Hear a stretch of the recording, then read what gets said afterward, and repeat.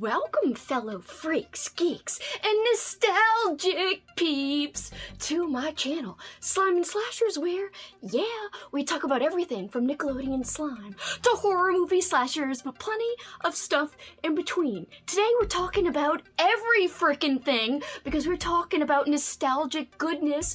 We're talking about frickin' old school April, which is about to start very soon in a few days. So today I will be going through with you guys my flippin' old school April TBR and TBW.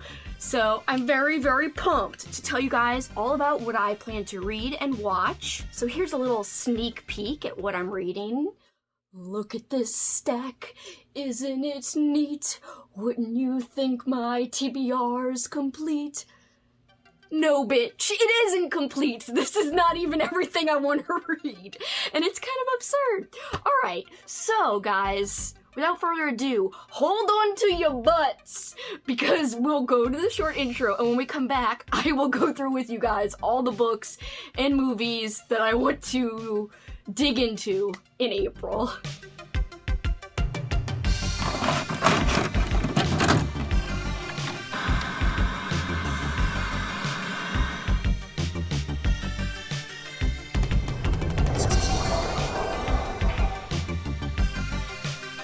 Welcome back, guys! Okay, let's go through all the frickin' nostalgic, old school goodness. I'm so excited. I don't know what that noise was. Anyway, just to give you guys a recap, if you haven't heard what Old School April is my month-long readathon, watchathon, nostalgia-a-thon event. We've got readathon prompts, we've got watchathon prompts, we've got bonus prompts, which are more activity-based. So there's lots of different things all throughout the month that you could do to be thematic. If you love being nostalgic, you could still read newer books and still get that retro vibe. As long as they've got some kind of old school flair or just fit the prompt, then you could read newer books. You don't have to read books that were published in the 70s, 80s, 90s. It doesn't matter.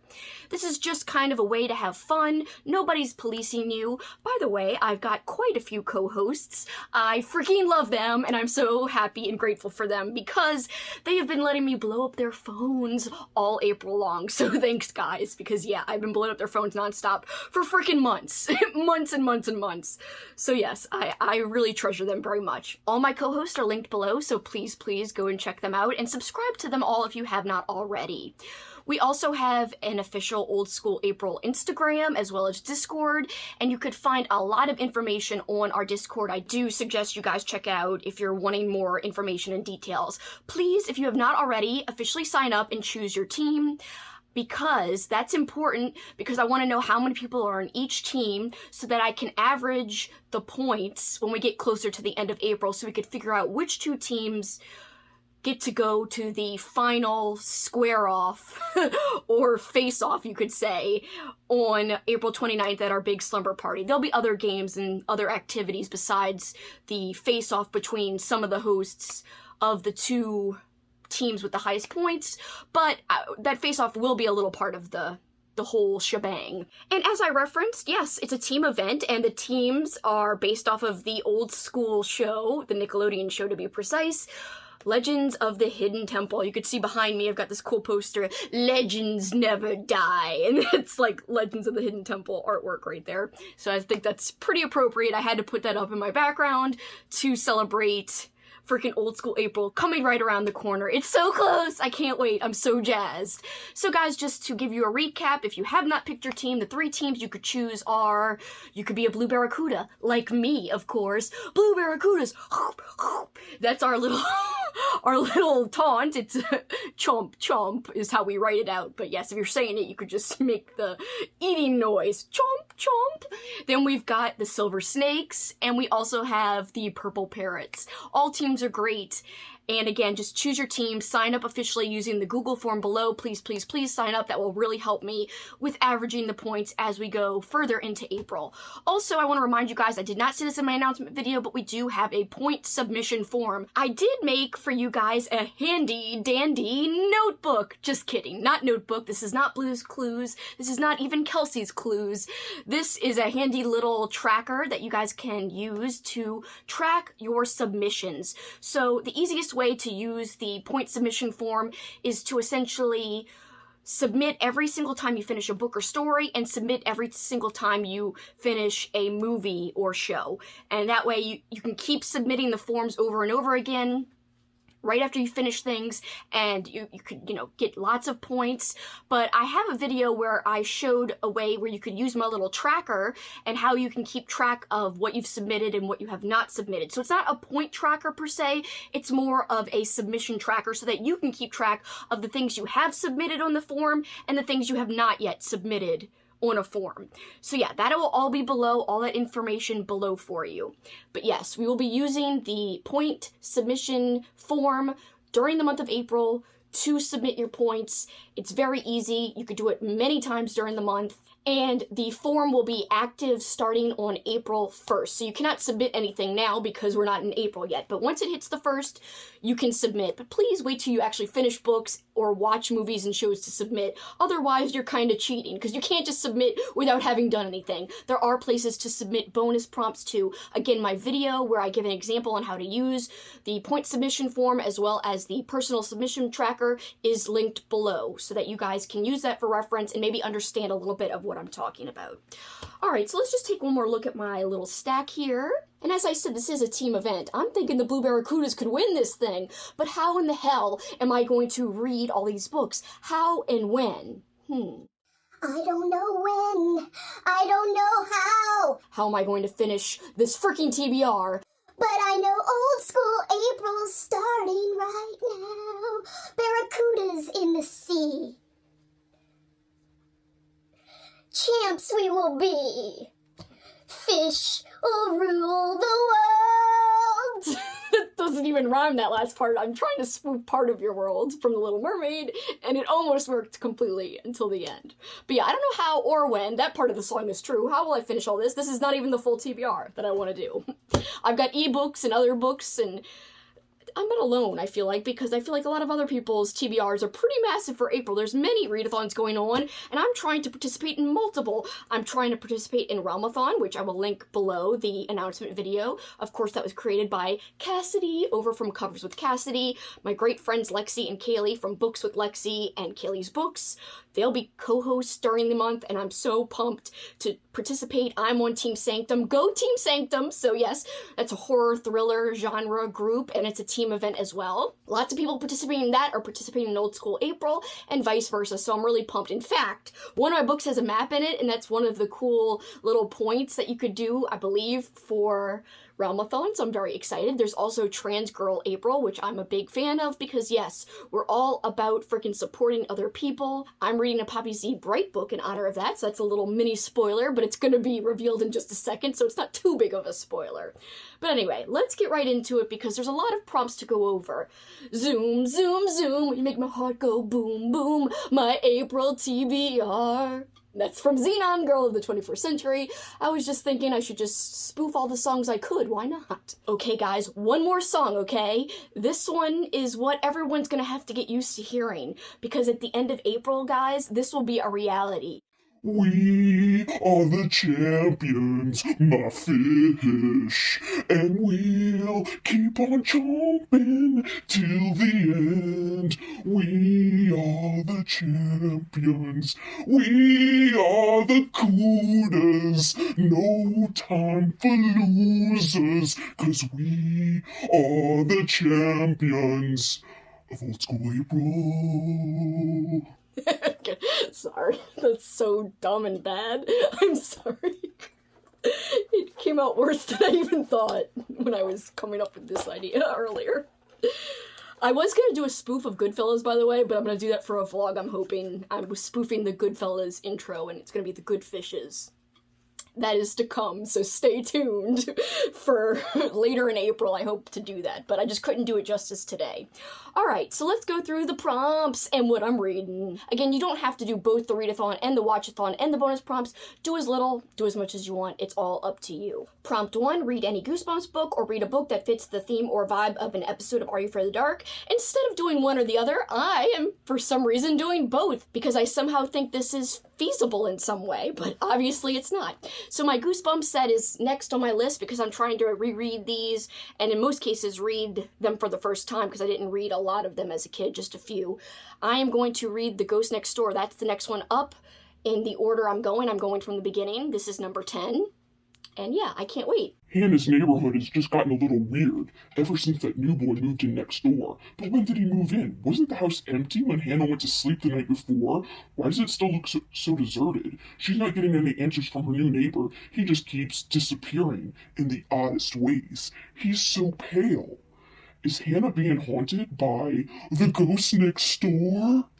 Alright, and for a book that I'm going to be reading that matches the vibe or theme of an Are You Afraid of the Dark episode, I hope this works, because I didn't really look up the premise, I just know I want to read this book. This is one of Amy's host recommendations, it's her book host recommendation. It's Drawing Blood by Poppy Z. Bright. It also works for Trans Girl April, because one of the prompts is read by a trans author, and Poppy Z. Bright is a trans author, so this will be perfect. There's multiple prompts you can check out. Like I said, I will link the announcement video below. So I thought this would be a good chance to double dip for multiple readathons, and also read a host rec, because Amy loves this book, and she is also planning on rereading it. People like my friend Crystal at Fiber Artsy is going to read it. I know my friend Amy's going to read it, so lots of people are planning to read this book.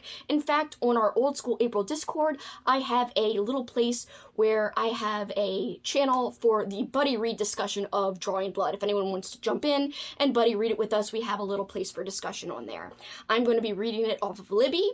It was published in 1993 originally, and I might use audio. I don't know yet. The reason I think it fits the vibe of an Are You Afraid of the Dark episode, because I think it has to do with vampires. Even if it doesn't, the word blood in the title, I am using that to kind of match the theme of The Tale of the Nightly Neighbors, and of course that has to do with blood, among other things.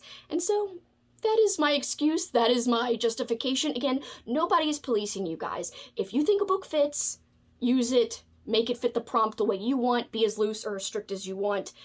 I'm doing the same thing with my own TBR. I'm being as loose as I want, and I'm doing what I want to do.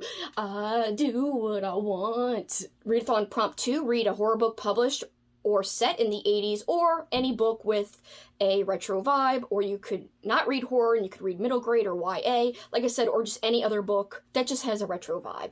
I am actually reading a book that was published in the 80s. You don't have to, again, be as loose or strict as you want. I will be reading The Night Runners by Joe Lansdale. That was published in 1987. I have the ebook from KU, and also the audio is on Scribd, so that is helpful, and I can't wait.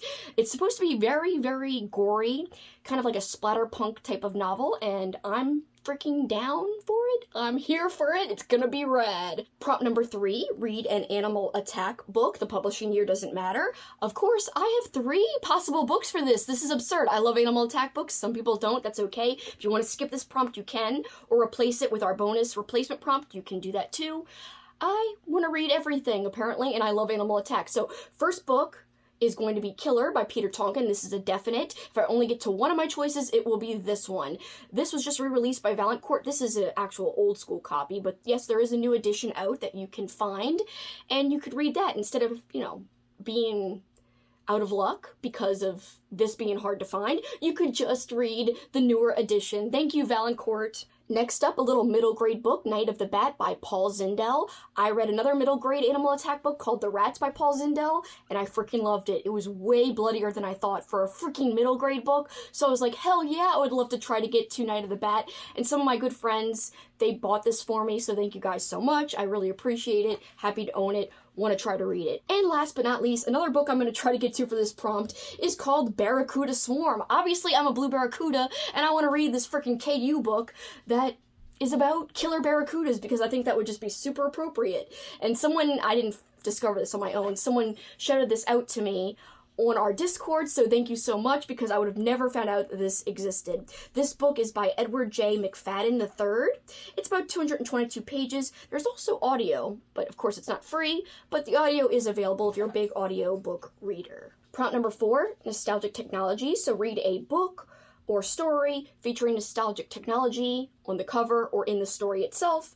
I have 2 choices for this as well because I'm insane. Insane in the membrane. Insane. Got no brain. Anyway, forget it. We're stopping singing. This is out of control. But I did wear my little mixtape earrings on purpose, so best of the 90s, bitch, it says. Alright, so this, my first choice, and this is my definite that I want to get to, is Scan Lines by Todd Kessling. It's a very dark book. I've heard great things about this from many people. Essential premise: someone committed suicide on live TV, and then a tape of that was circulated around, and apparently anyone who watches it then is driven to commit suicide. That's on the back of the book, so it's not a spoiler. That seems very heavy, so yes, don't go picking this up thinking it's going to be light and fun. Yeah, this is going to be heavy, but I've been wanting to read it, and I know a lot of people who have actually thought it was a great read. The other book I would love to read is on KU. It's called The Mound by Brian G. Barry, and the cover looks like a VHS tape, so that works for nostalgic technology because it looks like a freaking VHS tape. And I just wanted to give you guys an idea of something that I almost read, even though it's not on my TBR, but it will be on my TBR for Halloween, so this is a super early sneak peek. I want to read Polybius, and it's an actual arcade game that exists. My friend Rachel, I didn't know it was real. She sent me a video because she has an arcade in her town. It's an actual game, and nobody really knows, like, the actual rules or how to win. It's very trippy, very weird, and it makes perfect sense that it would be the type of game featured in a deadly game type of horror book. And the cool thing is, also, the book is set during Halloween. That's why I want to read it during October or around Halloween time. So yeah, that will be enjoyed later in the year, and I'm so pumped. But if you were wanting to celebrate halfway to Halloween and you still don't have a book picked out for this, Polybius, Polybius, by David Irons would work for you, and it would have that little Halloween flair for halfway to Halloween. So it would be perfect if you want to go that direction and you have nothing picked out. Prompt number 5, a mood read. So basically read anything set before 2003 or any newer book with a retro type of vibe. I have 2 choices yet again. First choice is my friend Kelly's indie book club pick. She runs a book club, well, she runs 2, but one of them is all about indie books, and it's called the Eerie Indies Book Club. And for this, she's reading Hell Patrol by R.D. Tarver, and I'm going to be joining in. This takes place in the 90s, I believe. It says late stage satanic panic era, so I believe it's after the 80s, because late stage would be into the 90s. Can't wait. It has to do with metal. It has to do with, like, a group of teens, maybe even early college kids, but trying to make their way. So it's got coming-of-age elements, I think, but also other fun, like, musical elements, too. It kind of, like, biker elements, it seems like. If that is completely wrong, I'm sorry, but I did read the description a couple of days ago, but I hope I'm remembering it correctly. And second, for my book club that I run with my friend Kat and a few other friends in person, we're going to be reading We Sold Our Souls by Grady Hendrix. Again, this will also be a mood read. This takes place more in modern times, but it's about a girl who used to be in a band in the 90s. So lots of 90s references. I'm really excited. My friend Lauren just had a great wrap-up for her March read. She did a musical theme, and this was one of the books she read, and she really enjoyed this. She had a few gripes with it, but overall she really had a good time, so that makes me very excited. Check out her YouTube channel. She is seriously underrated. She's amazing. I love her videos. So freaking intelligent and well-spoken when it comes to talking about books and analyzing books. So her YouTube is Happy Haunts Library. I will link her below. But yeah, I'm extra excited after watching her wrap up. I can't wait to dig into this. It's perfect for old school April. Prompt number 6, read a Fear Street book or a point horror book or a Christopher Pike book. I've got 2 books picked out for this as well, and it's just out of control. I am out of control. Alright, so for this, I've got a point horror book and a Christopher Pike book picked out. For my point horror, I'm going with April Fools because this is one of my co-hosts' host recommendations. This was Alex from the channel The Bookubus. It was her recommendation, so that will check off an extra bonus prompt if I read this, and I will get an extra point. But I also want to read Whisper of Death by Christopher Pike because I've heard this is really good and interesting. And it's one of my books that I had 12 friends recommend me this year, so I definitely want to get to it because I'm trying to get through those books. Next prompt is the Teen Witch prompt, and you can't top that. So this prompt says, read a book with magical elements, magical items, witches, cursed objects, supernatural elements, etc., etc. Publishing year does not matter at all. I was trying to go with Season of the Witch, which is one of my 23 books to read in 2023. That is by Charlie Jacob. I do really want to read that. It is on Kindle, but it's kind of long. So I think I'm going to save it for another month. And I think my official pick, which is also kind of long, but it's a little bit shorter than Season of the Witch. My official pick is We Ride Upon Sticks by Quan Berry. I think this is going to be so much fun. This is about a field hockey team, but they're witches. And it does take place, I believe, in the 80s. Yes, it's 1989. And it takes place, I think, in Massachusetts. And it has a map in the book. So this is not horror. This is one of my only books that really is kind of outside of the horror realm. But the premise of this really intrigued me. It's also got a neon cover, by the way, so it would also fit for the neon color on the cover prompt. And by the way, it just so happens I have a Teen Witch artwork right over here behind me, and it says "Top That," which is what I just quoted. The movie is so cheesy. If you've not watched it, I do suggest you watch it because it is such a cheesy, fantastic good time. It's so freaking late 80s. It's crazy.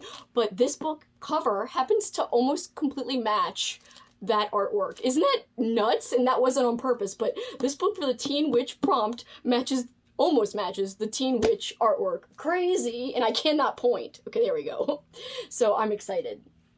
It's gonna be such a good time. I hear that this is kind of like a feel-good story. It's about friendship. So again, not really horror elements, but some witchy elements, and more of a pure fiction story, I would think, versus a spooky story. But I'm here for it. I'm cool with it. I can't wait. All right, Readathon Prompt 8. Read any horror book published in the 90s or set in the 90s, or read any middle grade or YA book published or set in the 90s, or read any book published in any year with a retro vibe.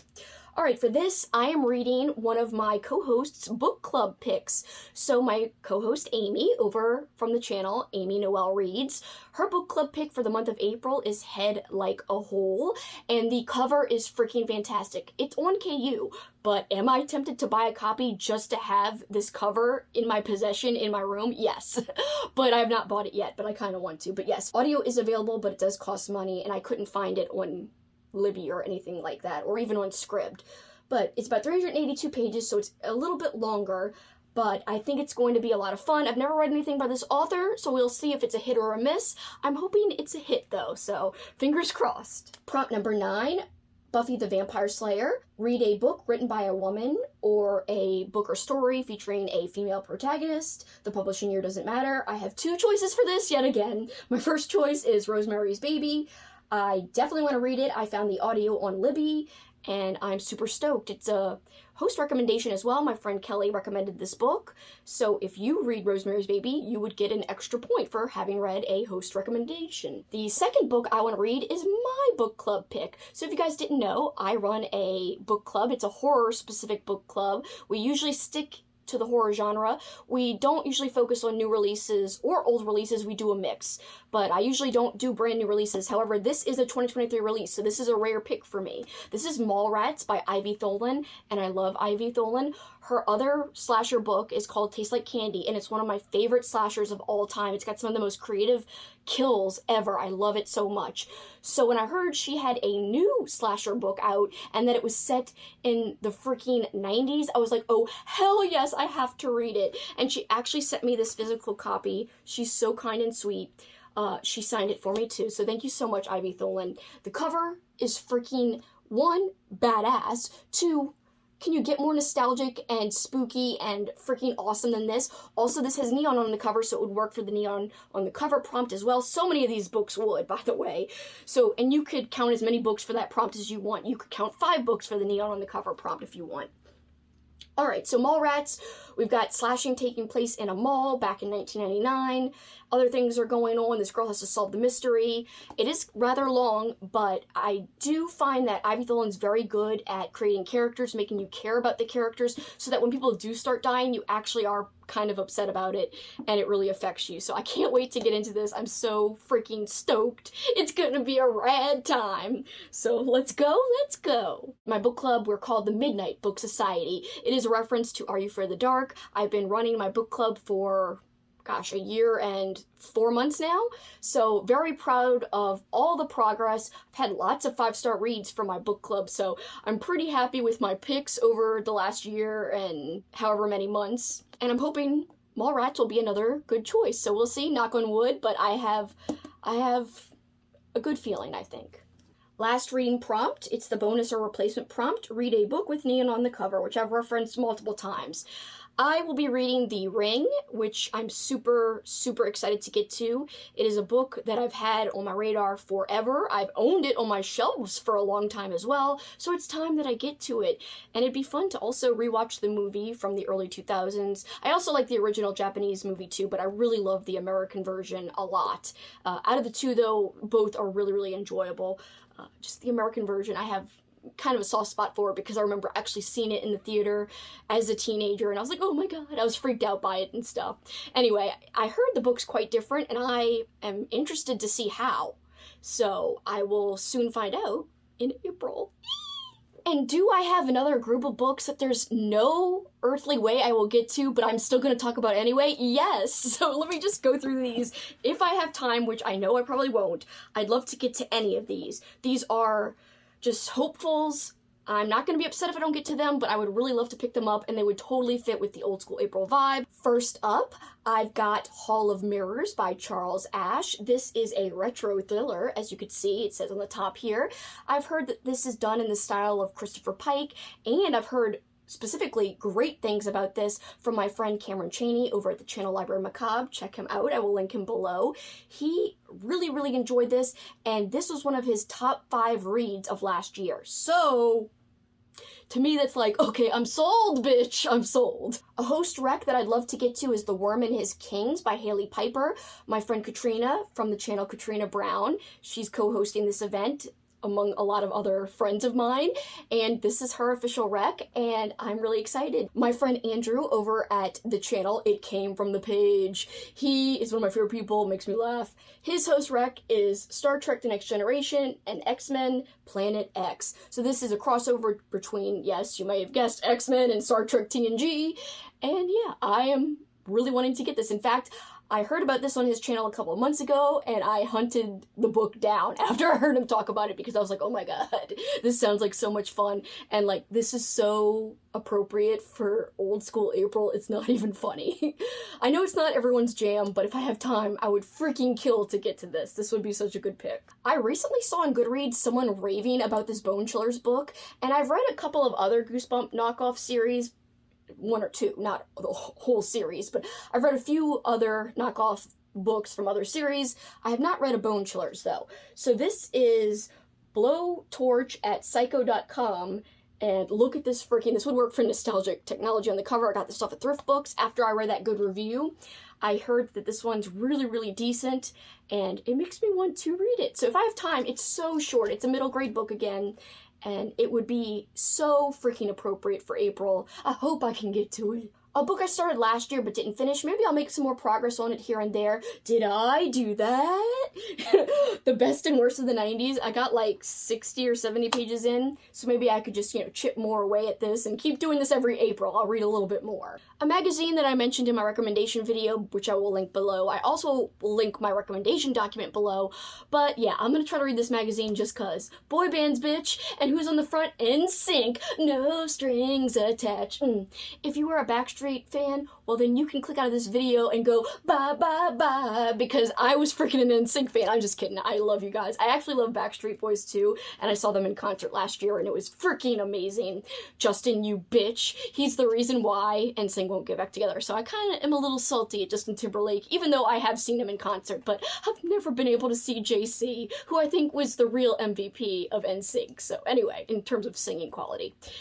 NSYNC on the back, NSYNC on the front. Hell yes, let's go.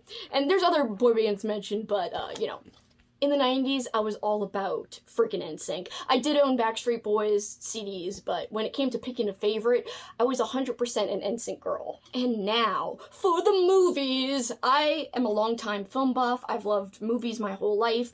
Reading is more of a newer hobby of mine and passion of mine.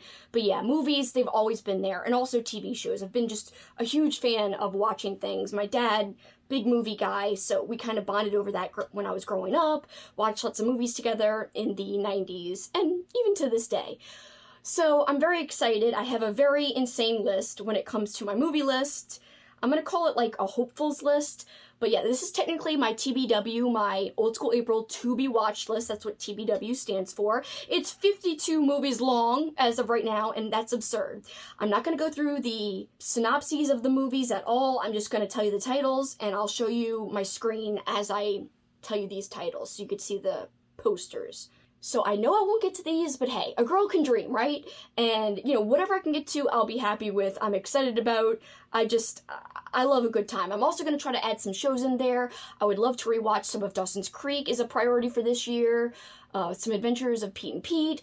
I also would love to rewatch some ER, which was one of my favorite shows in the 90s growing up. I would watch it every Thursday when it was like on TV live. It was like a big family event that my cousin Dana and I, my Aunt Jackie and my mom would freaking like wait for all week. And Thursday nights was pizza night, ER night, and my dad, it was poker night for him. So we'd all be watching ER, my dad and my uncle and his friends, they would be playing poker. So it worked out.